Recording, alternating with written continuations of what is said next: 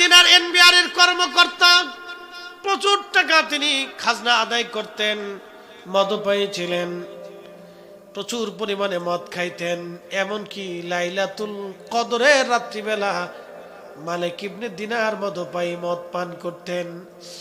কিন্তু তওবা করার পরে তিনি এত বড় ওলি হলেন, পৃথিবীতে এমন কোন আলেম নাই যে ওনার জীবনী না লিখেছে, ওনার প্রশংসা না করেছে। একবার জোরে বলা যাবে কে মারহাবা। একমাত্র ফুলের মতো চরিত্র হচ্ছে আল্লাহ রসুলের, আর অলিদেরকে আল্লাহ মাহফুজ করে রাখে। ফুলের মতো পবিত্র সুঘ্রাণময় চরিত্র রসুল ছাড়া আর কারো নাই। কি কথা কন না, ঠিক কিনা? নবী ছাড়া আর কারো নাই। এই জন্য ওই সমস্ত সাক্ষ্য দেওয়া যাবে না, টাকা 50,000 দিলেও না। কারণ কিয়ামতের ময়দানে আল্লাহর কাছে জবাব দিতে হবে, এই বান্দা দুনিয়াতে কি করছিলি? আল্লাহ ফুলের মতো পবিত্র করেছিলেন, আজকে বাটাম চালান দেবা, আজকে তোর বাটাম চালান হবে।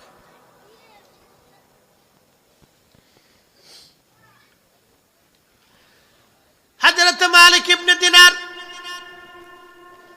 একটা ঘটনা ওনার জীবনকে পরিবর্তন করে দেয়।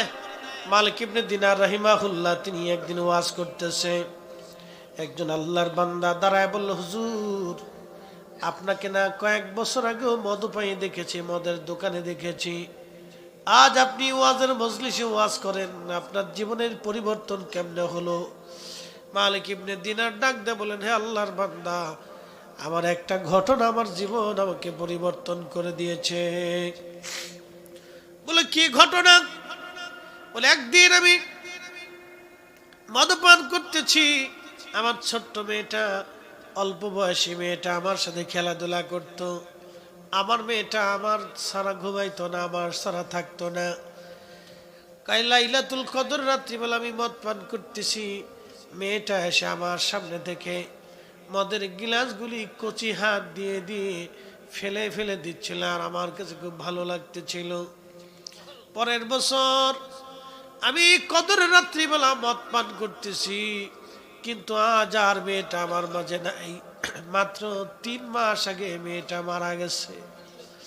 আমি কষ্টে মদপান করে করে রাত্রিবেলা ঘুমিয়ে পড়লাম। ওই অবস্থায় ঘুমের মধ্যে স্বপ্ন দেখি হাসরের মাঠ কায়েম হয়ে গেছে, কোটি কোটি মানুষ হাসরের মাঠে দিক শূন্য হয়ে দৌড়াদৌড়ি করতেছে, চারিপাশে আগুন, শাস্তি আর শাস্তি, জাহান্নামের লেলিহান শিখা, বিরাট বড় গর্জন, কঠিন পরিস্থিতি। হাসরের মাঠ দেখে আমি মালিক ইবনে দিনার বিমর্ষ হয়ে গেলাম, চিন্তিত হয়ে গেলাম।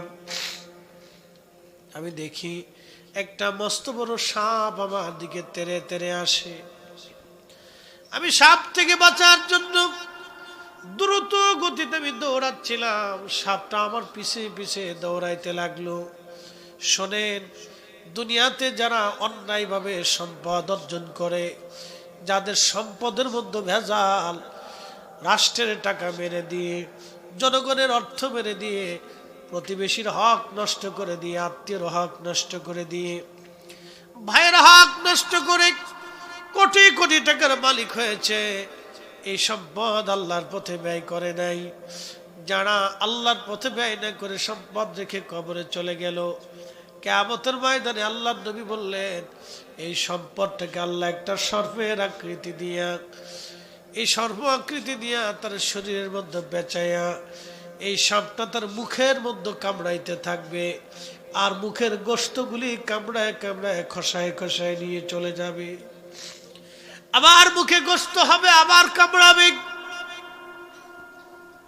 হাসরের মাঠের একটা পাশে এই সমস্ত বান্দাদেরকে আলাদা সাইড করে দেওয়া হবে, তাদেরকে এইভাবে শাস্তি দেওয়া হবে, বড় কঠিন। নবীজি বললেন, সাহাবীরা কত বছর তার শাস্তি দিবে জানোনি? তারজুল মালাইকাতু ওয়ার রূহু ইলাইহি ফি ইয়াউমিন কানা মিকদারুহু 50,000 সানা। দুনিয়ার 50,000 বছর এক জায়গা করলে যত বড় হবে, হাসরের একটা দিন হবে তত বড়। হাসরের একটা দিন হবে তত বড়। আল্লাহ নবী বললেন, সেই দিন হাসরের মাটি সমস্ত ফেরেশতা মণ্ডলী দাঁড়াবে, সমস্ত জিন জাতি দাঁড়াবে, সমস্ত মানব জাতি দাঁড়াবে, পৃথিবীর সমস্ত মাখলুক আল্লাহর আদালতে দাঁড়াবে নিজ নিজ আকৃতি নিয়ে। সব মাখলুকগুলি আল্লাহর সামনে দাঁড়াবে। একটা গরু, ছাগলের, কুত্তা, বিলের আল্লাহ হিসাব টানবে। দক্ষিণ পাড়ার কুত্তা, শ্রীপুরের দক্ষিণ পাড়ার কুত্তা উত্তর পাড়ার কুত্তারে মারছিল, দক্ষিণ পাড়ার কুত্তা যায় বিচার দিবে আল্লাহ রব্বুল আলামিন, আমি শ্রীপুর দক্ষিণের কুকুর ছিলাম, উত্তরের কুকুর এসে আমারে কামড়াইছিল, আমি তার এলাকায় গিয়েছিলাম, আমারে মারছিল। আল্লাহ দুনিয়ার কোনো আদালত পাই নাই, দুনিয়ার কোনো বিচার সালিশ আমাদের হয় নাই। ইয়া রাব্বি, আল্লাহ মেহেরবানি করে আজকে তুমি তো মালিকে ইয়াউমিদ্দিন, বিচার কার্য তুমি বিচার করে দাও। আল্লাহ সেই দিন ডাক দেবে, তোমাকে যেইভাবে কামড়ানো হয়েছিল তুমি আজকে সেইভাবে কামড়ায় দাও। কুকুর কুকুরকে কামড়ায় দিবে, বিড়াল বিড়ালকে খামচিয়ে দিবে, বাঘ বাঘকে কামড়িয়ে দিবে, সাপ সাপকে কামড়াবে। প্রত্যেকটা প্রাণী তার বিচার চাবে, প্রত্যেকটা প্রাণীর বিচার আমার আল্লাহ করবে। আর প্রাণী মণ্ডলী বিচার করার পরে আল্লাহ তাদেরকে মাটি বানায় দিবে। তারা জাহান্নামেও যাবে না, জান্নাতেও যাবে না। কিন্তু 10টা প্রাণী বস্তু আল্লাহর জান্নাতে চলে যাবে। তার একটা উস্তুনে হান্নানা, মরাকাত, রসুল প্রেমে জিন্দা হয়ে জান্নাতে চলে যাবে। আর একটা প্রাণীর নাম কাসওয়াউদ, আল্লাহর নবীকে বহন করার জন্য সেও জান্নাতে চলে যাবে। একসাথে বলা যাবে আল্লাহু আকবার। আর একটা কুকুর, নাম কি? কুত্তা। কুকুরের নাম কিতমির, শুধু ওলিদেরকে ভালোবেসে সেও জান্নাতে চলে যাবে। একসাথে বলবেন আল্লাহু আকবার। তাহলে আমরা ওলিদেরকে ভালোবেসে লস করছি মনে হয় না? হ্যাঁ, লাভ করছি। কি লাভ করছেন কিয়ামতের ময়দানে গেলে পাবেন। এখন তো আমি আর হিসাব কিছু দিতে পারবো না, এখন তো হিসাব কষার সুযোগ আমার নাই। ওটা হাসরের ময়দানে পাবেন। আল মারউ মা মান আহাব্বা, সহিহ বুখারী। আল্লাহ রাসূলের পবিত্র জবানের কালাম। নবী বলতেন, যে যাকে মহাব্বত করবে হাসরের মাঠে তার সাথে তার হাসর হয়ে। পানির মধ্যে যখন মিশে যাবে তখন নীল নদে জোয়ার আসবে, এই জোয়ারে সারা এলাকা পানিতে ভরে যাবে আর আমাদের ফসল হবে। তোমরা যদি মেয়েটাকে হত্যা করতে না দাও তাহলে তোমরা জোয়ার এনে দাও, যদি জোয়ার এনে দিতে পারো তাহলে আমরা এই মেয়েকে আর হত্যা করব না, কোনোদিনও কুমারী নারী বলি দেব না।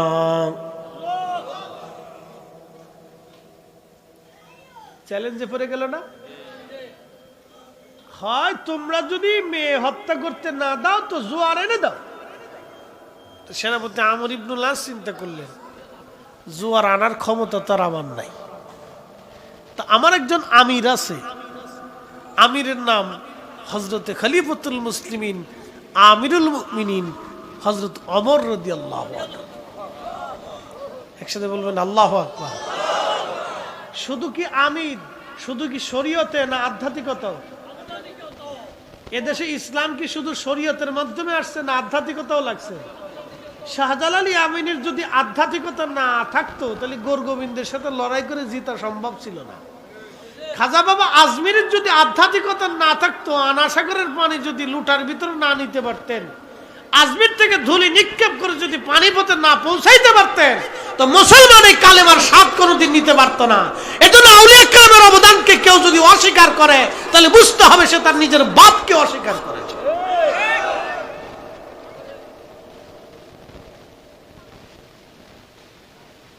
বুঝতে কোনো অসুবিধা? একবারে ক্লিয়ার মাপ, পরিষ্কার, কোনো অপরিচ্ছন্নতা নাই।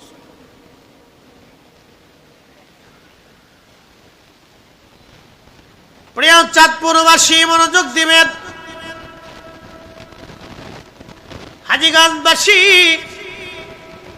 আমর ইবনুল আস চিন্তায় পড়ে গেলেন, ডাক দিয়ে বলেন, হ্যাঁ মিশরবাসী, আমার খলিফা আছেন, খলিফার কাছ থেকে আগে জানবো, তারপরে তোমাদেরকে সিদ্ধান্ত দেব, কিন্তু তার আগে তোমরা এই মেয়েকে হত্যা করতে পারবা না।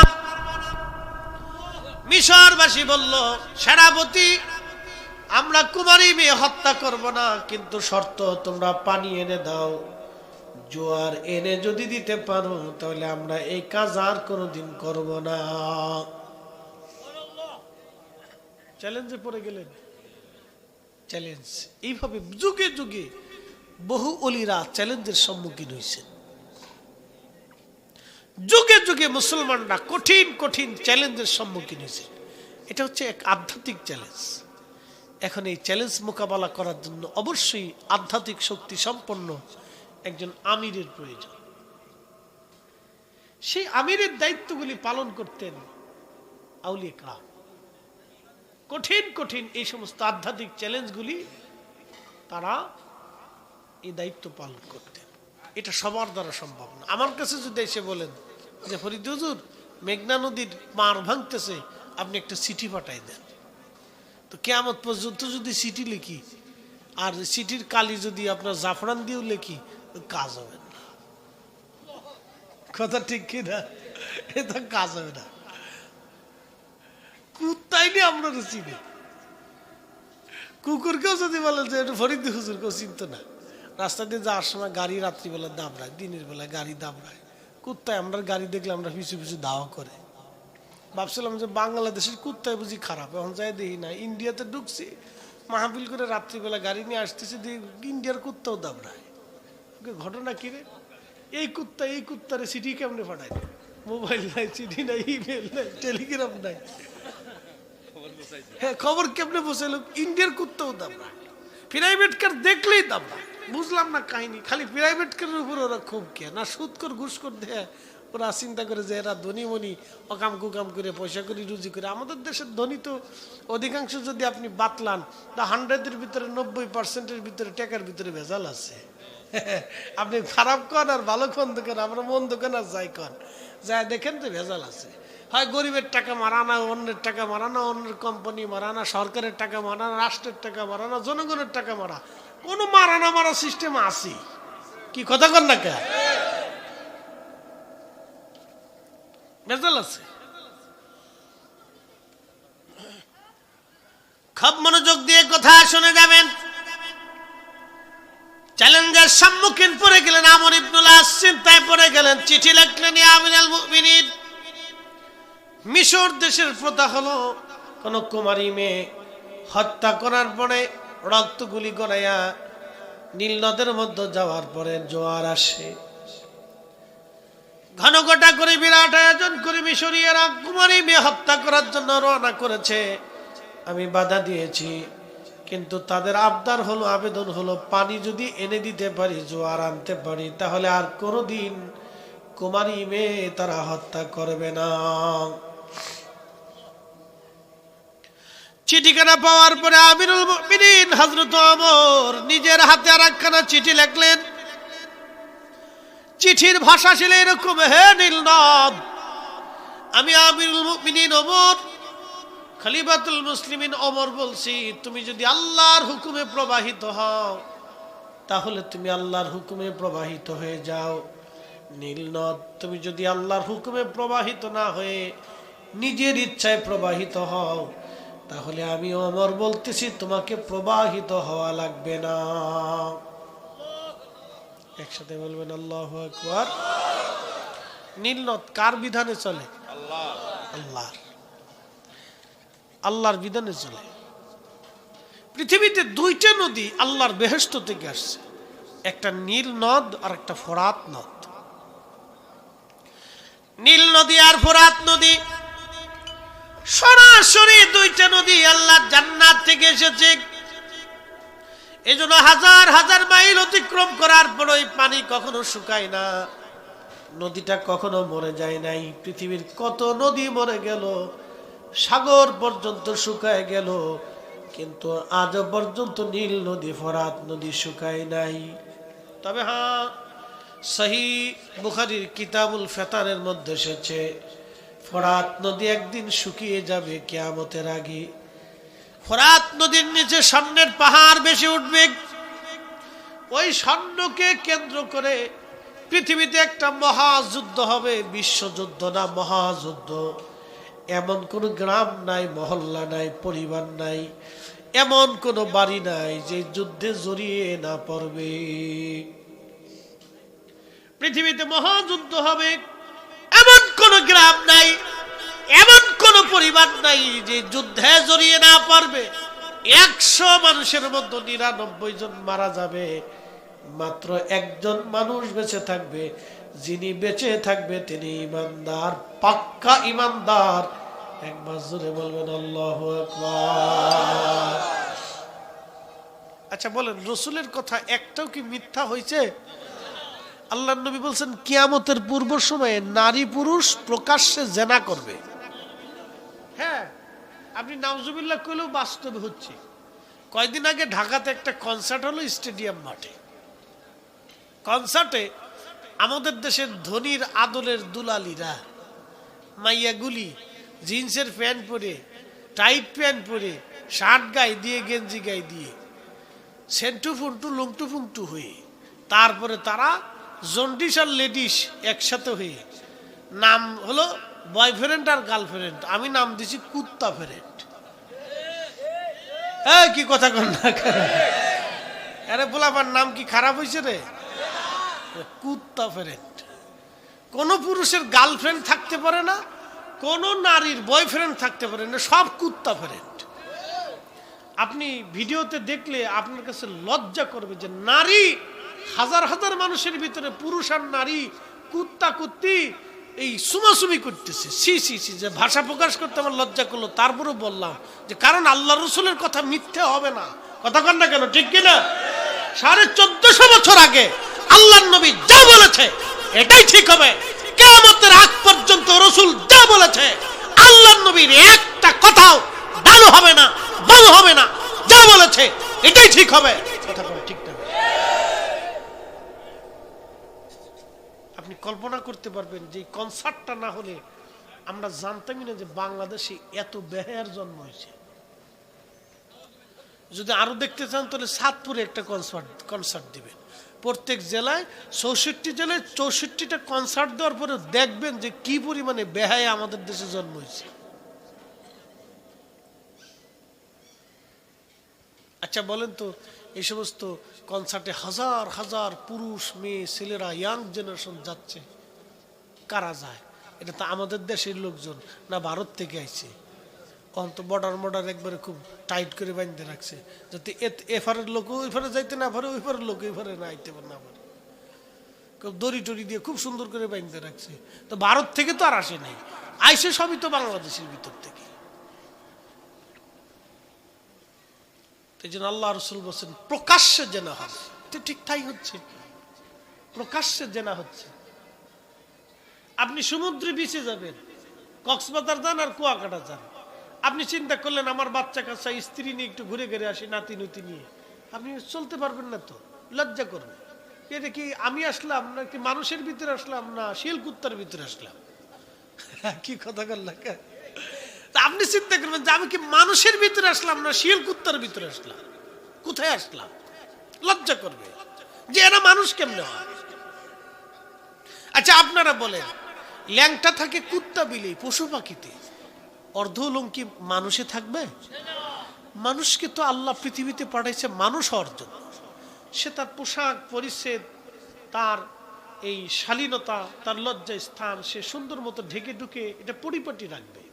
আচ্ছা বলেন তো, একটা যুবক খুব সুন্দর চেহারা, সুঠাম, সে প্রত্যেক দিন জিম করে, তার স্বাস্থ্য চেহারা খুব সুন্দর, ফর্সা টর্সা, ওই বেটারে যদি ল্যাংটা করে খাড়া করে তো কেমন দেখা যাবে?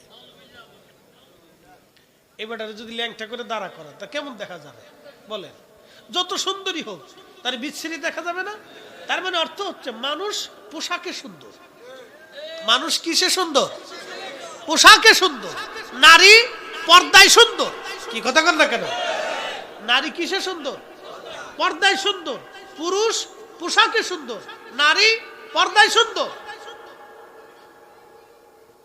নারী পর্দায় সুন্দর। আশা করি বুঝাইতে পারছি। তাহলে বললেন আল্লাহ রসুলের একটা কথা মিথ্যা হবে?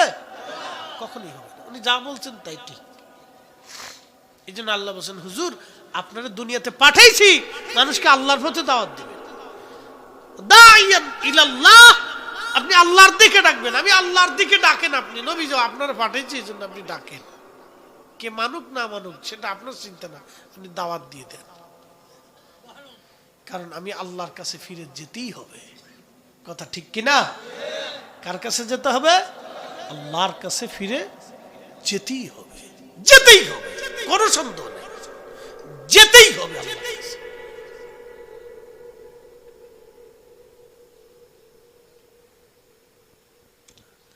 সার ভিতরে লবণ দিছে রে, এটা খাইলে আমি শেষ।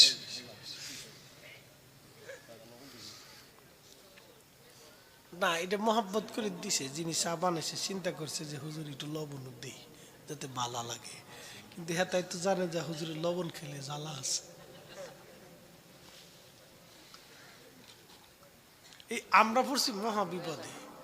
মহিলারা চিন্তা করে হুজুর আসতেছে একটু ভালো মন্দ খাওয়াই, তো ভালো মন্দ খাওয়াইতে যায় মনে করেন যে খাবারের ভিতর তরকারির ভিতর তেল যত প্রকারের আছে, যত দূর দিতে আরে তত দূর দেয়। ওটা খাইয়ে খেয়ে খেয়ে খেয়ে প্রত্যেক হুজুরদের বক্তাদের কোলেস্ট্রল বাড়ে, প্রেশারের সমস্যা হয়, হার্টের প্রবলেম হয়, ডায়াবেটিস আসে। এরা যদি হুইদে আমরা কাঁচা রান্দে খাওয়াইতো তাহলে একবারে বেশি বালা হইতো। তো চিন্তা করে হুজুরে বালা করে খাক, বালা জিনিস খাওয়াইতে যায় তেল রে বেশি করে দেয়। বুঝতে পারছেন? হুজুর বইটা শেষ হয়ে যাক।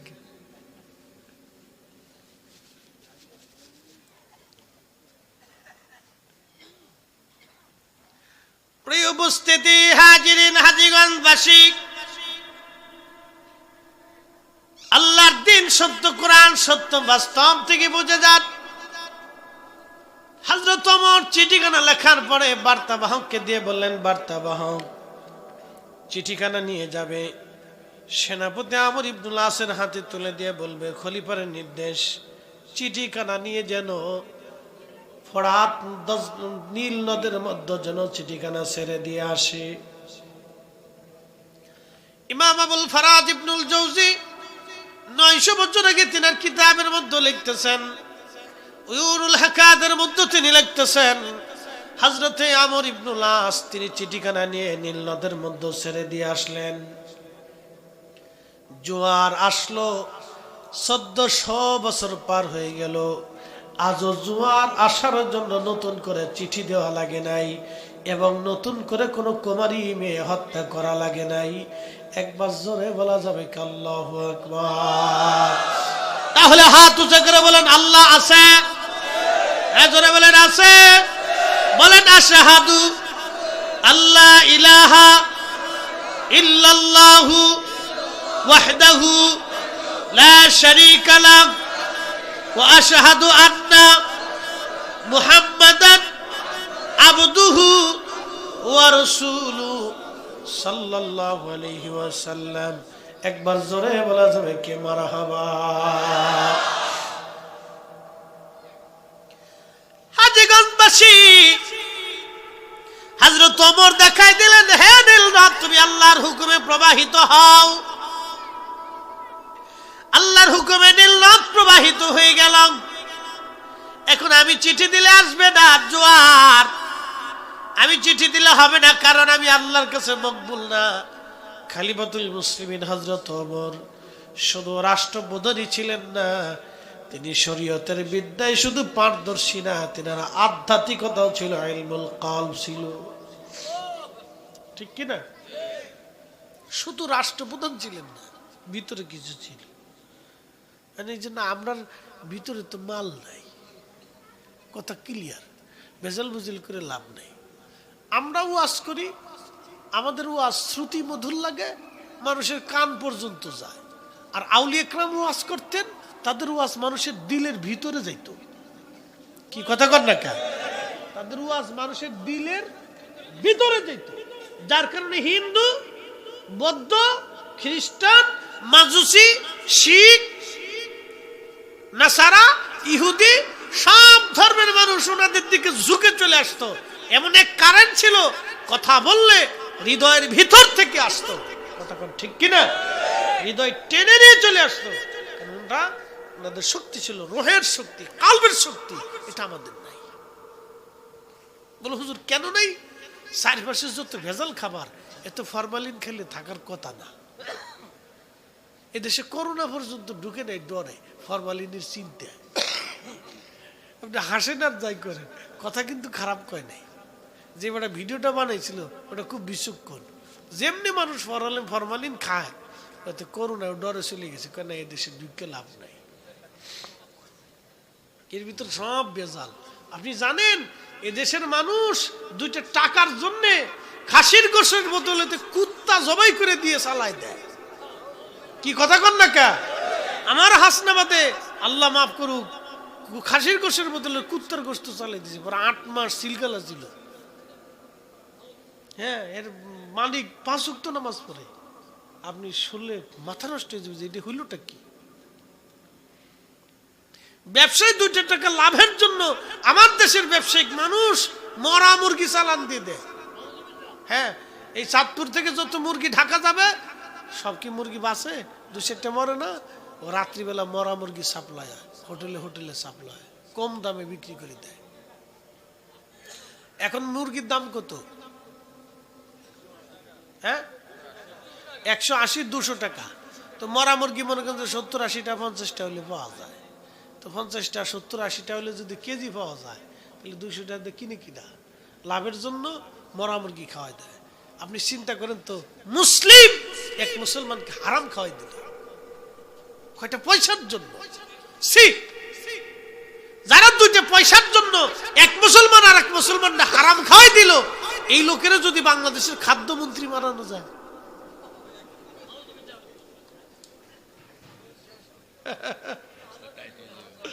দেশের খাবার থাকতো না, সাপ্লাই দিয়ে দেবে একবার, কুল্লু খালাস। কিন্তু আমরা তো নির্বাচনের সময় শিক্ষার পড়তেছি, আমার ভাইয়ের চরিত্র ফুলের মতো পবিত্র, আমার ভাইয়ের চরিত্র। 500 টাকা কয়টিয়া? 500 টাকার লিগে আমার ভাইয়ের চরিত্র ফুলের মতো পবিত্র। 500 টাকা কয়টিয়া? 500 টাকার জন্য সারা দিন বেড়ে শিখলিছে আমার ভাইয়ের চরিত্র ফুলের মতো পবিত্র। উরে বাপ রে বাপ, কত বড় আন্তর্জাতিক সুর। সারাদিন আপনি মিথ্যা সাক্ষ্য দিলেন, জবাব কি আল্লাহর কাছে দেওয়া লাগবে না? পৃথিবীতে একমাত্র আল্লাহ রসুল ছাড়া আর কারো চরিত্র ফুলের মতো নাই। কি কথা কন না কেন?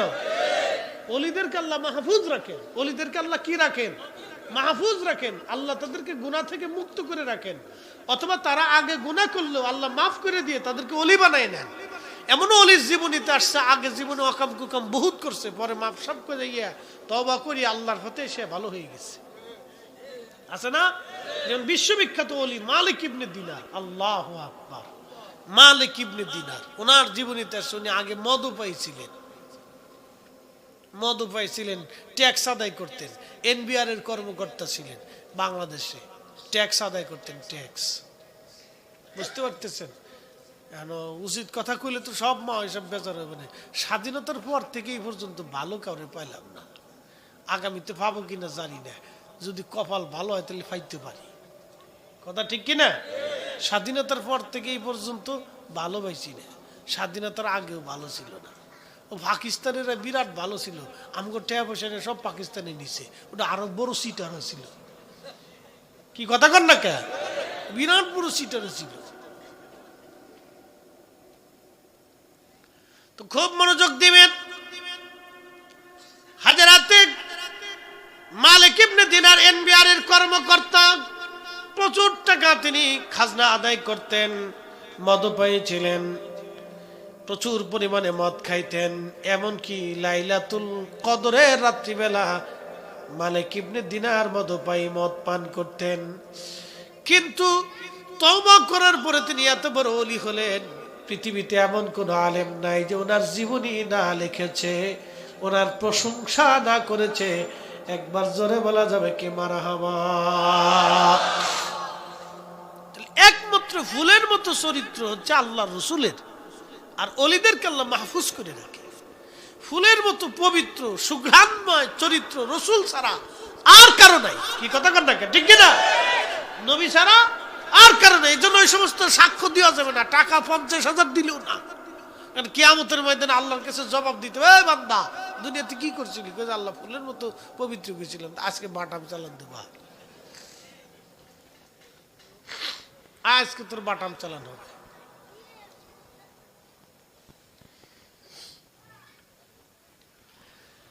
হযরত মালিক ইবনে দিনার একটা ঘটনা ওনার জীবনকে পরিবর্তন করে দেয়। মালিক ইবনে দিনার রাহিমাহুল্লাহ তিনি একদিন ওয়াজ করতেছে, একজন আল্লাহর বান্দা দাঁড়ায় বলল, হুজুর আপনাকে না কয়েক বছর আগেও মদপাই দেখেছি, মদের দোকানে দেখেছি, আজ আপনি ওয়াজের মজলিসে ওয়াজ করেন, আপনার জীবনের পরিবর্তন কেমনে হলো? মালিক ইবনে দিনার ডাক দিয়ে বলেন, হে আল্লাহর বান্দা, আমার একটা ঘটনা আমার জীবন আমাকে পরিবর্তন করে দিয়েছে। বলে কি ঘটনা? বলে একদিন আমি মদপান করতেছি, আমার ছোট্ট মেয়েটা, অল্প বয়সী মেয়েটা আমার সাথে খেলাধুলা করত। আমার মেয়েটা আমার সারা ঘুমাইতো না, আমার সারা থাকতো না। লাইলাতুল কদর রাত্রিবেলা আমি মদ পান করতেছি, মেয়েটা এসে আমার সামনে থেকে মদের গিলাসগুলি কচি হাত দিয়ে দিয়ে ফেলে ফেলে দিচ্ছিল, আর আমার কাছে খুব ভালো লাগতেছিল। পরের বছর আমি কদরের রাত্রিবেলা মদ পান করতেছি, কিন্তু আজ আর মেয়েটা আমার মাঝে নাই। মাত্র 3 মাস আগে মেয়েটা মারা গেছে। আমি কষ্টে মদপান করে করে রাত্রিবেলা ঘুমিয়ে পড়লাম। ওই অবস্থায় ঘুমের মধ্যে স্বপ্ন দেখি হাসরের মাঠ কায়েম হয়ে গেছে, কোটি কোটি মানুষ হাসরের মাঠে দিক শূন্য হয়ে দৌড়াদৌড়ি করতেছে, চারিপাশে আগুন, শাস্তি আর শাস্তি, জাহান্নামের লেলিহান শিখা, বিরাট বড় গর্জন, কঠিন পরিস্থিতি। হাসরের মাঠ দেখে আমি মালিক ইবনে দিনার বিমর্ষ হয়ে গেলাম, চিন্তিত হয়ে গেলাম। আমি দেখি একটা মস্ত বড় সাপ আমার দিকে তেড়ে তেড়ে আসে।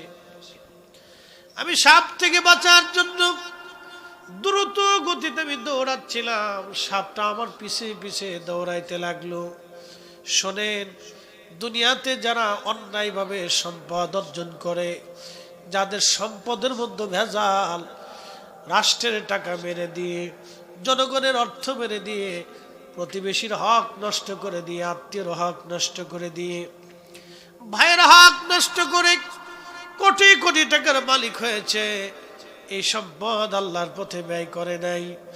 যারা আল্লাহর পথে ব্যয় না করে সম্পদ রেখে কবরে চলে গেল, কিয়ামতের ময়দানে আল্লাহর নবী বললেন, এই সম্পদটাকে আল্লাহ একটা সর্পের আকৃতি দিয়া, এই সর্প আকৃতি দিয়া তার শরীরের মধ্যে বেচাইয়া, এই সাপটা তার মুখের মধ্যে কামড়াইতে থাকবে, আর মুখের গোশতগুলি কামড়ায় কামড়ায় খসায় খসায় নিয়ে চলে যাবে। আবার মুখে গোশত হবে, আবার কামড়াবে। হাসরের মাঠে, মাঠের একটা পাশে এ সমস্ত বান্দাদেরকে আলাদা সাইড করে দেওয়া হবে, তাদেরকে এইভাবে শাস্তি দেওয়া হবে, বড় কঠিন। নবীজি বললেন, সাহাবীরা কত বছর তার শাস্তি দিবে জানোনি? তারজুল মালাইকাতু ওয়ার রূহু ইলাইহি ফি ইয়াউমিন কানা মিকদারুহু 50 আলফ সানা। দুনিয়ার 50,000 বছর এক জায়গা করলে যত বড় হবে, হাসরের একটা দিন হবে তত বড়। হাসরের একটা দিন হবে তত বড়। আল্লাহর নবী বললেন, সেই দিন হাসরের মাটি সমস্ত ফেরেশতা মণ্ডলী দাঁড়াবে, সমস্ত জিন জাতি দাঁড়াবে, সমস্ত মানব জাতি দাঁড়াবে, পৃথিবীর সমস্ত মাখলুক আল্লাহর আদালতে দাঁড়াবে, নিজ নিজ আকৃতি নিয়ে সব মাখলুকগুলি আল্লাহর সামনে দাঁড়াবে। একটা গরু, ছাগলের, কুত্তা, বিলের আল্লাহ হিসাব টানবে। দক্ষিণ পাড়ার কুত্তা, শ্রীপুরের দক্ষিণ পাড়ার কুত্তা উত্তর পাড়ার কুত্তারে মারছিল, দক্ষিণ পাড়ার কুত্তা যায় বিচার দিবে আল্লাহ রব্বুল আলামিন। আমি শ্রীপুর দক্ষিণের কুকুর ছিলাম, উত্তরের কুকুর এসে আমারে কামড়াইছিল, আমি তার এলাকায় গিয়েছিলাম, আমারে মারছিল। আল্লাহ দুনিয়ার কোনো আদালত পাই নাই, দুনিয়ার কোনো বিচার সালিশ আমাদের হয় নাই। ইয়া রাব্বি, আল্লাহ মেহেরবানি করে আজকে তুমি তো মালিক ইয়াউমিদ্দিন, বিচার কার্য তুমি বিচার করে দাও।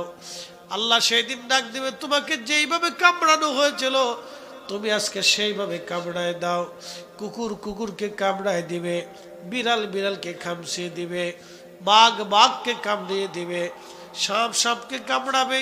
প্রত্যেকটা প্রাণী তার বিচার চাবে, প্রত্যেকটা প্রাণীর বিচার আমার আল্লাহ করবে। আর প্রাণী মণ্ডলী বিচার করার পরে আল্লাহ তাদেরকে মাটি বানায় দিবে, তারা জাহান্নামেও যাবে না, জান্নাতেও যাবে না। কিন্তু 10টা প্রাণী বস্তু আল্লাহ জান্নাতে চলে যাবে, তার একটা উস্তুনে হান্নানা মরাকাত রাসূল প্রেমে জিন্দা হয়ে জান্নাতে চলে যাবে। আর একটা প্রাণীর নাম কাসওয়াউদ, আল্লাহর নবীকে বহন করার জন্য সেও জান্নাতে চলে যাবে। একসাথে বলা যাবে আল্লাহু আকবার। আর একটা কুকুর, নাম কি? কুত্তা।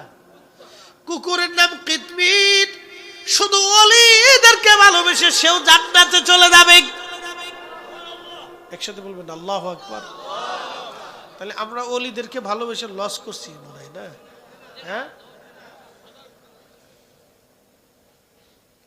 লাভ করছি। কি লাভ করছেন কিয়ামতের ময়দানে গেলে পাবেন। এখন তো আমি আর হিসাব কিছু দিতে পারবো না, এখন তো হিসাব কষার সুযোগ আমার নাই, ওটা হাসরের ময়দানে পাবেন। আল মারউ মা মান আহাব্বা, সহিহ বুখারী। আল্লাহ রাসূলের পবিত্র জবানের কালাম। নবী বলতেন, যে যাকে মহাব্বত করবে হাসরের মাঠে তার সাথে তার হাসর হয়ে যাবে, তার সাথে হাসর হবে। যে লালন ফকিরের ভালোবাসে সে লালন ফকিরের সাথে হাসরের মাঠে উঠবে, ওইদিন উঠবে। সময়ে গেলে সাধন হবে না,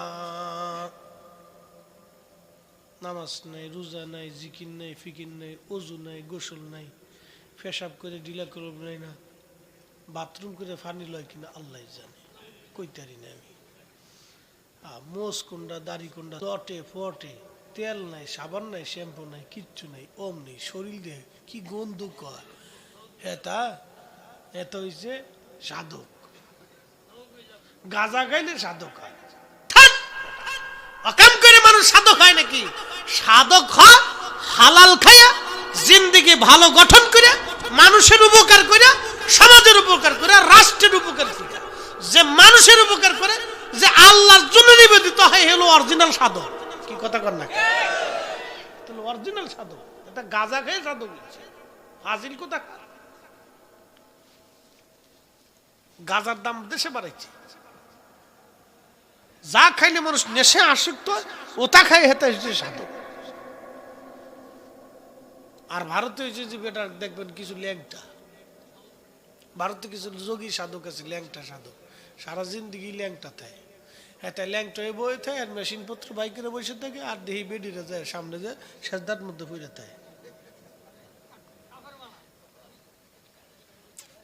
আপনি দেখলে কি পাগল না কি? এই মানুষের তো একটা হুজুর আছে দেখি সর্বনাশ।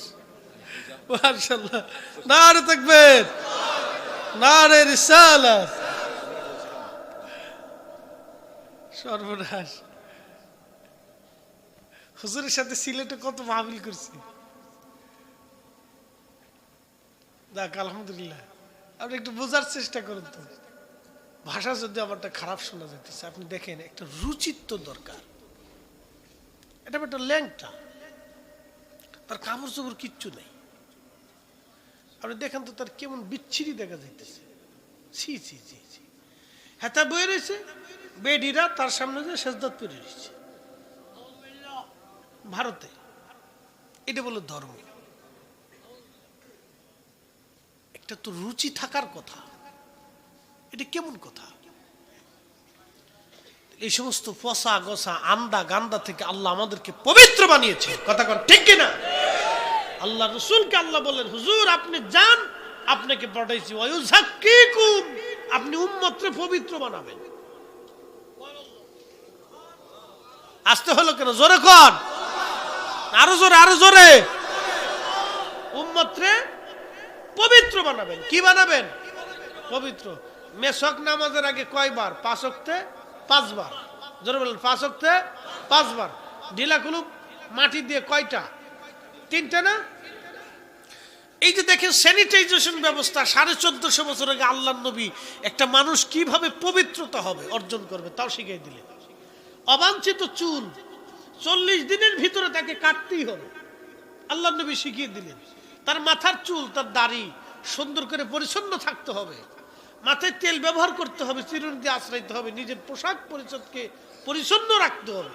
আল্লাহর নবী এগুলি শিখিয়ে দিয়ে গেলেন। তারপরেও আপনারা বিড়ি টানেন। মনে কিছু নিয়েন না। যারা বিড়ি খায় তার এই চাদর দিয়ে বিড়ির গন্ধ, তার কাপড় দিয়ে বিড়ির গন্ধ, ভেটকে ভেটকে গন্ধ, ফেটকে ফেটকে গন্ধ। বাপরে বাপ, গন্ধ কারে কয় আতর দিলেও গন্ধ যায় না। কি কথা কর না কেন? আমি বাথরুমে ঢুকছি, পাবলিক টয়লেটে, বেরোইয়া ওই কেয়ারটেকারের 10টা ঠেয়া দেখলাম, আরে বেড়া ভিতরে বিড়ির গন্ধ, পরিষ্কার করতে আরস না। হুজুর আপনার আগে যেটা ঢুকছে হেতায় বিড়ি টানছে।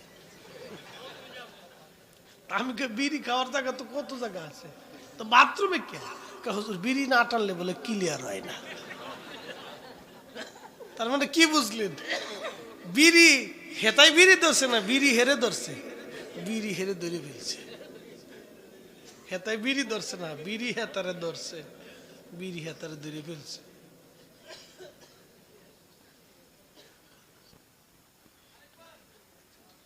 বিড়ি হেতারে ধরে ফেলছে, বুঝতে পারছেন? এই জন্য আমাদের পবিত্র, আমাদের ধর্মটা পাক। আমাদের ধর্মটা কি? একসাথে জোরে বলেন, কি? পাক, একবার ফ্রেশ, পবিত্র, ক্লিন। গোসল করতে হবে, আল্লাহ নবী শিখিয়েছেন গোসল করতে হবে, শরীর থেকে যেন ভেটকা ভেটকা গন্ধ না আসে, গোসল করতে হবে। 5 ওয়াক্ত ওযু, শরীর থেকে যাতে গন্ধ বিশ্রী দুর্গন্ধ না আসে, যেন ওযু শিখাইলেন, কুলি শিখাইলেন। আল্লাহু আকবার। আমাদের ধর্ম কি? পাক। জোরে বলেন, আমাদের ধর্ম কি? পাক। ওয়ায়ুযাক্কিকুম, হুজুর আপনি উম্মতকে পবিত্র বানাবেন। ওয়ায়ুআল্লিমুকুমুল কিতাবা ওয়াল হিকমা, আপনার উম্মতকে আপনি শিক্ষা দেবেন কিতাব এবং হিকমত। মারহাবা বলবেন না? অশিক্ষিত থাকা যাবে না। উম্মতকে শিক্ষা দিবেন, উম্মত শিখবে, কিতাব শিখবে, ধর্মজ্ঞান শিখবে, পবিত্রতা শিখবে, মানবিকতা শিখবে, ইনসাফ শিখবে, হক শিখবে, বেহক শিখবে, হালাল শিখবে, হারাম শিখবে।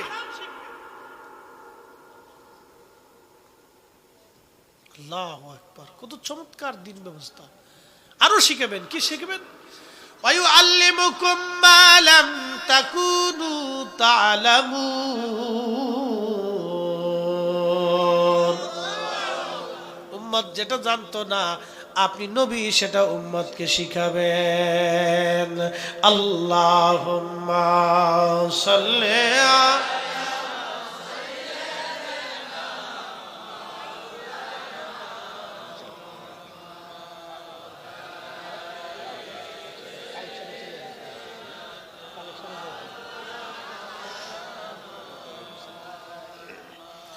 বুঝতে কি কোনো অসুবিধা? তাহলে চলে যায় হাসরের মাঠে। কোন জায়গা? একদিন কিন্তু আমরা ওখানে আবার একত্রিত হব। কথা ঠিক কিনা? চির সত্য। আজকে আমরা যেখানে একত্রিত হয়েছি, আবার আল্লাহ আমাদেরকে হাসরে একত্রিত করাবে। আহা, সেদিনটা কত কঠিন হবে, কত ভয়াবহ হবে আমাদের জন্য। দুনিয়ার 50,000 বছর, হাসরের একটা দিন কত বড়। সমস্ত প্রাণীকুলের বিচার হবে, জিন জাতির হিসাব টানা হবে, ফেরেশতাদের হিসাব আল্লাহ টানবেন।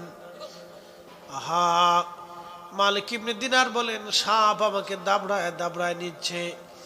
হাসরের মাঠের এক কোনায় যায় দেখলাম এক বৃদ্ধ লোক দাঁড়ান বসা। আমি বৃদ্ধ লোকের কাছে যা বললাম, আল্লাহর বান্দা আমার সাহায্য করো।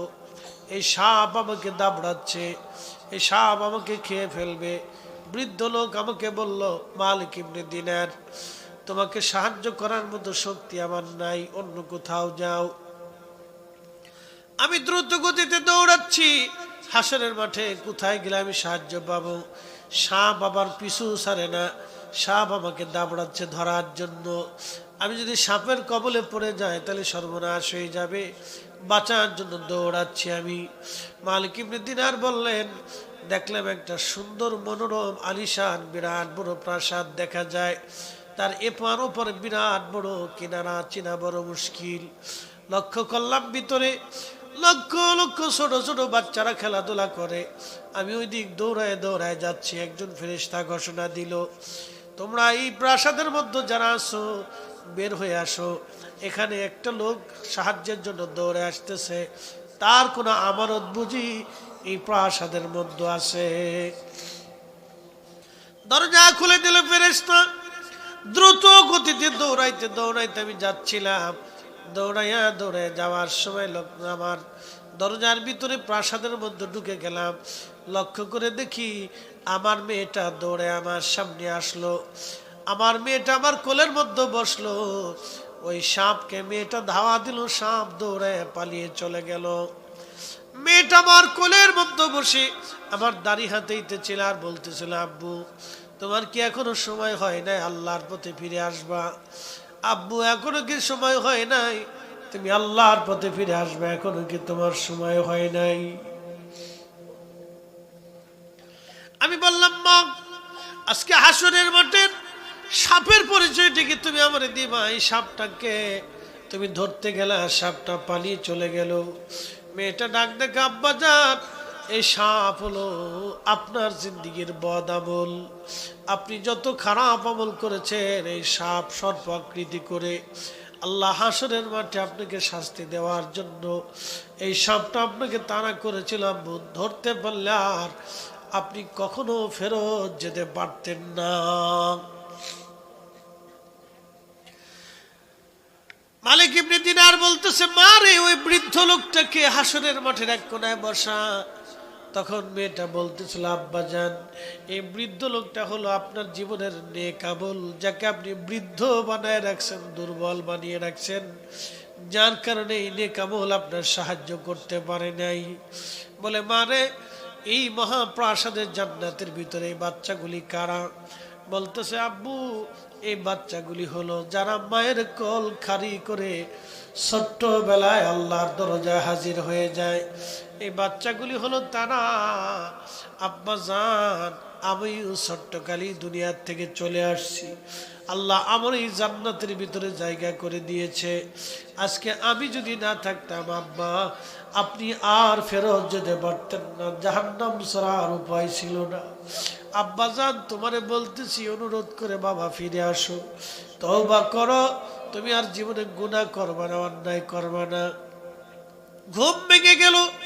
মালিক ইবনে দিনারের ঘুম ভেঙে যাওয়ার পরে তিনি তওবা করলেন, গোসল করলেন, ওযু করলেন, পাক সাফে পবিত্র সেজদার মধ্যে পড়ে কাঁদতে লাগলেন, ইয়া রাব্বি আর জীবনে কোনোদিন আমি অন্যায় করব না।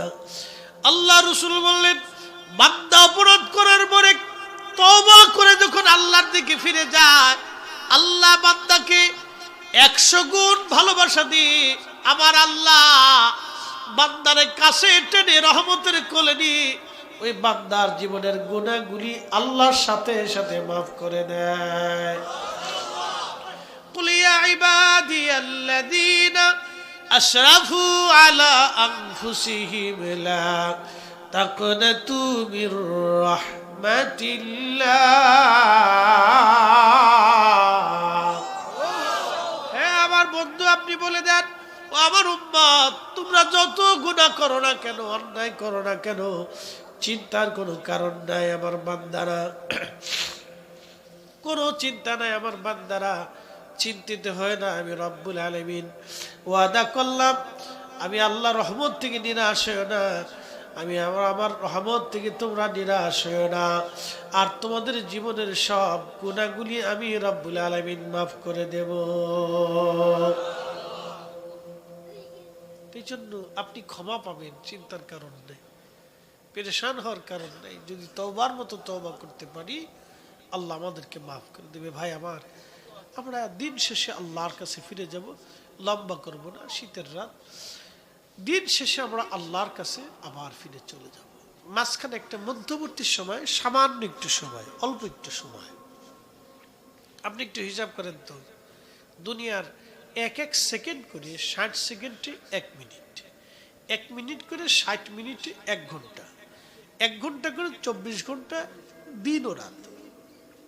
24 ঘন্টার দিন ও রাতে 365 দিনে একটা বছর। এই এক এক বছর করে 50,000 বছরে হাসরের মাঠের একটা দিন। তাহলে সেই দিনের হিসাবে আপনি দুনিয়াতে কতটুকুন সময় বেঁচে থাকেন, এতটুকুনি হিসাব করেন। আপনার বেশি ওয়াজ লাগবে না যে হাসরের মাঠে দুনিয়ার 50,000 বছরের সমান একটা দিন হবে হাসরের মাঠ। তাহলে সেই দিনের হিসাবে আপনি দুনিয়াতে কতটুকুন টাইম বেঁচে থাকেন। 60 বছর 50 বছর দিয়ে আপনি 50,000 বছরে ভাগ করে দেখবেন, খুব অল্প সময় আপনি পৃথিবীতে বেঁচে থাকেন। হাসরের মাঠের হিসাব অনুযায়ী খুব অল্প সময় আপনি পৃথিবীতে আমি বেঁচে থাকি, সামান্য সময়। আল্লাহ বলেন, আল্লাযী খালাকাল মাউত, আমি তোমার মৃত্যু সৃষ্টি করছি, ওয়াল হায়াত, তোমার জিন্দেগি সৃষ্টি করছি, লিয়াবলুয়াকুম, তোমাকে পরীক্ষা করব। তোমাকে পাঠাইছি পরীক্ষা করার জন্য। আইয়ুকুম আহসানু আমালা, কে ভালো আমল করো, ভালো কাজ করো, আমি আল্লাহ সেটা দেখব। বলেন আমরা ফিরে যাব কার কাছে? এই যে যারা কোটি কোটি টাকা রেখে কবরে চলে গেল, তারা কি কিছু নিতে পারছে? যেমন বসুন্ধরার মালিক মারা গেলেন প্রায় 70-80 হাজার কোটি টাকা রেখে, যমুনার মালিক মারা গেলেন 30-40 হাজার কোটি টাকা রেখে, এরকম সম্পদ রেখে। বলেন আরো বেক্সিমকো টেপসিমকো আর কি কি বহু কোম্পানি আছে। অনেকেই বড় বড় ইন্ডাস্ট্রির মালিক মারা যায়, শত শত কোটি টাকা রেখে চলে গেল। তারা কি কোনো অর্থ কবরে নিতে পারছে? পারে নাই, তো রেখেই গেল। তা আমরাও একদিন রেখে চলে যাব, নেওয়ার কোনো সুযোগ আমাদের নাই। তা আল্লাহ বলছেন যে যেহেতু তুমি নিতে পারবা না, তাহলে কি নিবা? ওয়া আনফিকু মিম্মা রাযাকনাকুম মিন ক্বাবলি আইয়াতি আহাদাকুমুল মাউত, মৃত্যু আসার আগে তুমি আল্লাহর পথে তোমার রিজিক থেকে ব্যয় করবা, এটা তুমি নিতে পারবা। তোমার রিজিক, অর্থ বিত্ত কিছু নেওয়া যাবে না। মা কবরে গেছে, বাবা কবরে গেছে, আচ্ছা বলেন থাকলে কি মা বাবার জন্য খরচ করতেন না? করতেন। তাহলে এখন বাবা মার কবরের পাশে কি টাকা দিয়ে আসার কোনো সুযোগ আছে? টাকা দিলে বাবা মার কোনো লাভ হবে? তো ওই টাকাটা কোথায় দিবেন? মসজিদে দিবেন, মাদ্রাসায় দিবেন। তাহলে দিলে কি হবে? ওই মা কবর থেকে কিয়ামত পর্যন্ত নেকি পাইতে থাকবে, পাইতে থাকবে, পাইতে থাকবে। সে সুখে থাকবে আর আপনার জন্য দোয়া করবে। দুনিয়াতে মার জন্য ভালো কিছু খাবার আনলে মা খুশি হইতো, আমার ছেলেটা আমার জন্য ফল আনছে। শুনছস নি, গ্রাম ভরে কয় মানুষের কাছে বলতো, শুনছো নি আমার ছেলেটা অনেক বড় একটা বোয়াল মাছ আনছে, আমার খাওয়ানোর লেগে আনছে, আমার পোলা আমার খুব ভালোবাসে। দেখছো নি আমার পোলা আমার লাগে গরুর গোশত লুই আইছে, কলিজা লুই আইছে, আমার পোলা আমার জন্য ফল টল নিয়ে আসে, আমার পোলা যা চাই তাই দেয়, যা খাইতে মন চায় তাই পোলা খাওয়ায়। তো মা খুশি হয়, বাবা খুশি হয়। তো কবর থেকে তারা, আপনি যখন সৎকা করেন, দান করেন, তো তারা কবর থেকে খুশি হয়। প্রতিবেশী কবরওয়ালারা ডাক দেখে, দেখছো নি আমার ছেলে আজকে মাদ্রাসায় 5,000 টাকা দান করছে, আমার লোকে দেখো আল্লাহ আমার জন্য কবরকে আজকে নুরানি বানাই দিচ্ছে। আল্লাহু আকবার। আস্তে হয়ে গেল, জোরে বলবেন আল্লাহু আকবার। পার্শ্ববর্তী কবরওয়ালার কাছে গল্প করে, দেখছো নি আমার পোলা আমার লোকে দান করছে। এই জন্য আমাদের উচিত আমাদের রিজিক গুলিকে আল্লাহর পথে ব্যয় করা। একদিন মাটির ভিতরে হবে ঘর রে, মন আমার কেন বান্ধ দালান ঘর। কথা তো লম্বা না, বুঝতেই হবে আমরা দুনিয়ার থেকে শূন্য হাতে চলে যাব। এই যে মসজিদটা পড়ে থাকবে, মাদ্রাসাটা পড়ে থাকবে, এটা থাকবে, কোরআন তেলাওয়াত হবে। আপনি যতদিন কবরে থাকবেন ততদিন তেলাওয়াত চলতে থাকবে। বাবাজি, এখানে বাবা মা মরে গেছে, কেউ না কেউ আসেন না? সবাই অধিকাংশ লোকই 90%, 95% লোকই বাবা মা দাদা দাদি কেউ না কেউ কবরে চলে গেছে, এটা 100%। আচ্ছা বলেন, কেউ না কেউ তো কবরে চলে গেল, তাদের কবরে কতদিন আপনি দাঁড়াইছেন? যদি জিজ্ঞেস করি আব্দুল্লাহ ভাই আপনি একটু দাঁড়ান তো, আপনার বাবা আপনার মা প্রত্যেকটা দিন আপনার কম্বল ঠিক করছে, খাবার খাওয়াই দিছে, তদারকি করছে, মা প্রত্যেক দিন খোঁজ নিছে, বাবা কই আছো, কেমন আছো? আপনি মার কবরে যায় কয়দিন খোঁজ নিছে? এই হিসাব যদি কষি তাহলে কয়জন আছে?